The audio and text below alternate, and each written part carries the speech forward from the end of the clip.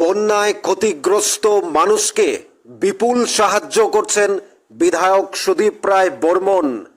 বন্যায় বিপর্যস্ত মানুষের পাশে বিধায়ক সুদীপ বর্মন।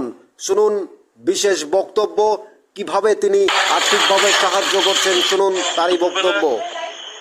প্রায় 900 লোককে আমরা খাইয়েছি, রাত্রেবেলা প্রায় 1000 খানেক লোক আমরা খাইয়েছি একটা সেক্টরে। আর দাসপাড়া, চন্দ্রপুর দাসপাড়া, এখানে প্রায় 160টা প্যাকেট বাড়ি বাড়ি আমরা পৌঁছে দিয়েছি। দুধ, বাচ্চাদের জন্য দুধ, পাউরুটি আজকে বিলি বন্টন হয়েছে বিভিন্ন জায়গায়। যারা ক্ষতিগ্রস্ত, যেখান থেকে আমরা খোঁজ নিচ্ছি, যেখানে মানুষের কাছে সঠিকভাবে মানে খাবার দাবার পৌঁছচ্ছে না, সেখানে আমরা পৌঁছে দেওয়ার চেষ্টা করছি। কতজন আছে আপনার এলাকায় এখনো পর্যন্ত শরণার্থী শিবিরে?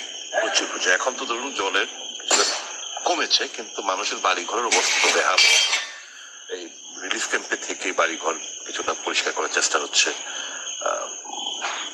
কাদা, মাটি, বিছানা তো সব মাটি সমস্ত একাকার হয়ে গেছে।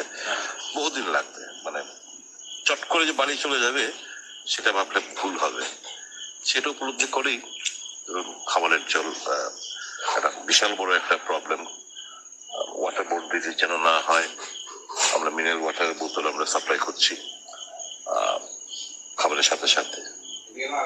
যতটুকু আপনার চেষ্টা করে যাচ্ছি মানুষকে কিছুটা এই সমস্ত সংকট মুহূর্তে খাবার টাবার পৌঁছে দিয়ে মানুষ যাতে সুস্থ থাকে, দিয়ে একটা মানে এটা পূর্ণ কাজে হাত লাগিয়েছি। রাজ্যের হৃদয় সম্রাট, বিধায়ক, এক সময়ের মন্ত্রী মাননীয় সুদীপ রায় বর্মন মানবিকতার হাত বাড়ালেন, অর্থাৎ দুহাত বাড়িয়ে দিলেন বন্যায় বিপর্যস্ত ক্ষতিগ্রস্ত মানুষকে। বিপুল সাহায্য করছেন। জাতি, ধর্ম, বর্ণ, রাজনীতি ভুলে গিয়ে সমস্ত মানুষের পাশে দাঁড়ালেন বিধায়ক সুদীপ রায় বর্মন। এটাই তো আমরা চাই, এটাই তো আমরা দেখতে চাই। একজন রাজনীতিবিদ হিসাবে, একজন নাগরিক হিসাবে, একজন জনগণের প্রতিনিধি হিসাবে আমরা তাদের কাছে এটাই প্রত্যাশা করি। রাজ্যের প্রতিটি অংশের প্রতিটি মানুষ আজ যেভাবে সাহায্যের হাত বাড়িয়ে দিয়েছে প্রত্যেকে, তার মধ্যে সুদীপ রায় বর্মনও একজন অন্যতম প্রতিনিধি।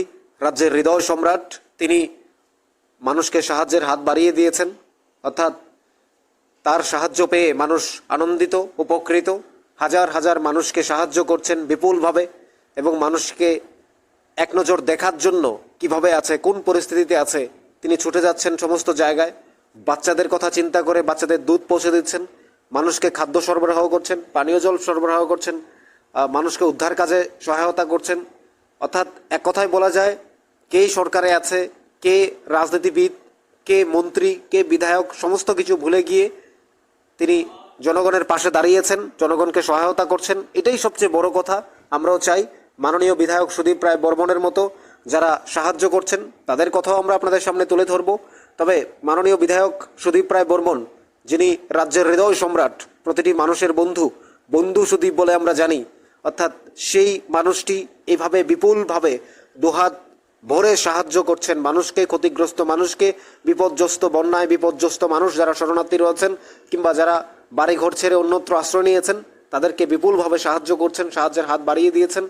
এই তো হৃদয় সম্রাট, এই তো মানুষ। আমরা দেখতে চাই এইভাবেই করেই মানুষ মানুষের পাশে দাঁড়িয়েছে।